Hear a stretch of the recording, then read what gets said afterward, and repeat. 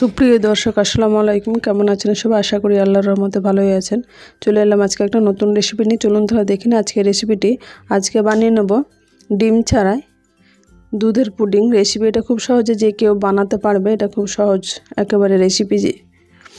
এর জন্য প্রথমে আমি এখানে নিয়েছি হাফ কাপ চিনিটা একটা আমি ক্যারামেল তৈরি করে নেব। তাই এখানে আমি মোটামুটি 3 থেকে 4 চামচ মতো জল দিয়ে এটাকে চিনিটাকে গলিয়ে নেব। এরকমভাবে চিনিটা ভালোভাবে একটা স্প্যাচুলার সাহায্যে এরকমভাবে নাড়িয়ে দিলাম। চিনিগুলো ভালোভাবে গলে গেছে, এখন ভালোভাবে ফুটতে শুরু করেছে।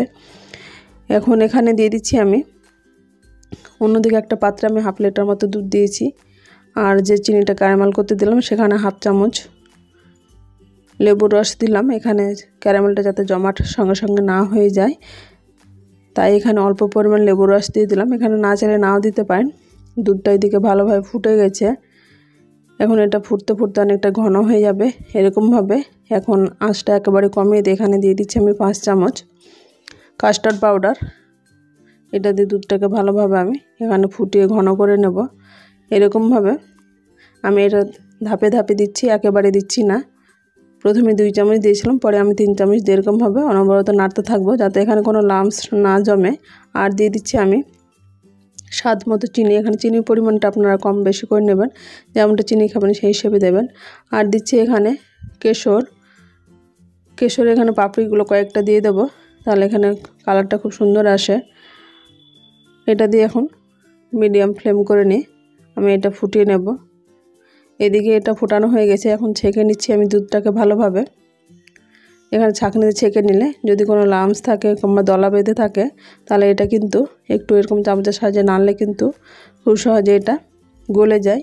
এইদিকে আমি কর্নফ্লাওয়ার একটা নরমাল আমি হাঁড়ি নিয়েছি, সে হাঁড়িতে অল্প পরিমাণে জল দিয়ে এখানে আমি 5 চামচ কর্নফ্লাওয়ার দিয়ে এটা গুলে নিলাম। আর এদিকে ওভেনে একটা কড়াই বসিয়ে কড়াইতে স্ট্যান্ড সহ একটা জল 1 লিটার মতো বসিয়ে দিয়েছি। এইদিকে যে চিনি ক্যারামেলটা করেছিলাম সেটা এই টিফিন বাটির মধ্যে আমি বসিয়ে নিয়েছি, যে কোনো টিফিন বাটিতে বসিয়ে নিতে পারেন। আমি কেক মোল্ডে এটাকে বসিয়ে নিয়েছি। এখন কর্নফ্লাওয়ার দিয়ে যেটা গুলে রেখেছিলাম সেইটা আর দুধ একসঙ্গে মিশিয়ে নিয়ে আমি লিকুইড করে এটাকে ঢেলে দিলাম।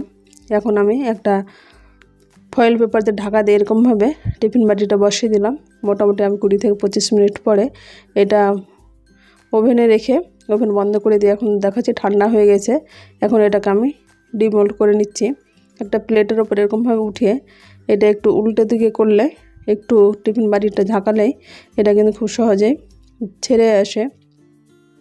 টিফিন বাটির মধ্যে কিন্তু অবশ্যই তেলটা লাগিয়ে নিতে হবে। এটা যদি আমার ভিডিও করা হয়নি, তেলটা লাগিয়ে নিলে খুব সহজেই ক্যারামেলটা দিয়ে এরকম বেরিয়ে চলে আসে। দেখে বুঝতে পারছেন মাশাআল্লাহ অনেক সুন্দর হয়েছে। ক্যারামেলটা অনেক সুন্দরের জন্য পুডিংটা অনেক সুন্দর হয়েছে, বেশ টেস্টফুল। এরকমভাবে যে কেউ পেট ভালো রাখতে, ঠান্ডা রাখতে এরকমভাবে পুডিং তৈরি করে খেতে পারেন। আমার রেসিপিটি কেমন লাগলো আপনারা অবশ্যই কমেন্ট বক্সে কমেন্ট করবেন। আমার চ্যানেল নতুন বন্ধু হয়ে থাকেন সাবস্ক্রাইব করে পাশে থাকা অনুরোধ রইল, পাশে থাকা বেল আইকনটি প্রেস করে দেবেন। তো যখনই কোনো ভিডিও আপলোড দেবো সর্বপ্রথম নোটিফিকেশান পেয়ে যাবেন। আজ তাহলে এ পর্যন্ত, ফিরে আসছে নতুন কোনো রেসিপি নিয়ে। ভালো থাকবেন, সুস্থ থাকবেন। আসসালামু আলাইকুম, আল্লাহ হাফেজ।